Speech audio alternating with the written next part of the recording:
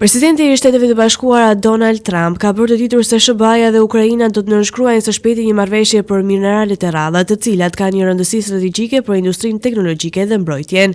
Gjatë një konferencë për shtyp në Shtëpinë e Bardhë, Trump deklaroi se përpjekjet e tij për të ndërmjetësuar paqen mes Ukrainës dhe Rusisë po ecin shumë mirë dhe si një armëpushim i pjesëshëm është arritur.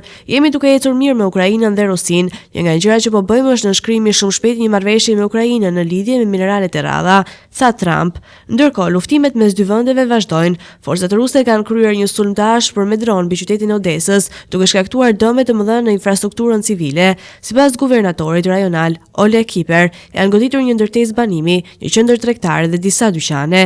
3 persona, përfshirë një vajzë, kanë mbetur të plagosur. Nga ana tjetër, në rajonin rus të Kurskut, forcat ukrainase dyshohet se kanë sulmuar një stacion shpërndarjeje të gazit në Sudzha. Mediat ruse publikuan imazhet e një zjarri të madh, ndërsa autoritetet ukrainase nuk kanë komentuar mbi këtë sulm. Në një lëvizje që ka tensionuar edhe më shumë situatën, presidenti rus Vladimir Putin ka nënshkruar një dekret që detyron qytetarët ukrainas që jetojnë në territoret e pushtuara nga Rusia, përfshirë Donjcekun, Luhanskun, Hersonin dhe Zaporizhjan, të marrin pasaportë ruse deri më 10 shtator ose të largohen nga vendi.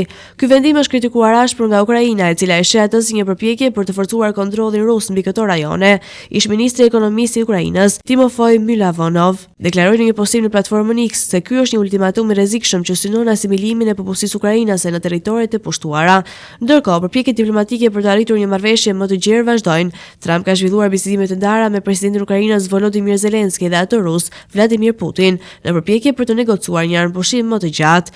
Edhe pse nuk ka arritur një marrëveshje të plot 30 ditore, bisedimet e tij kanë bërë që Putin të pajtohet për ndalimin e sulmeve ndaj infrastrukturës energjetike për 1 muaj.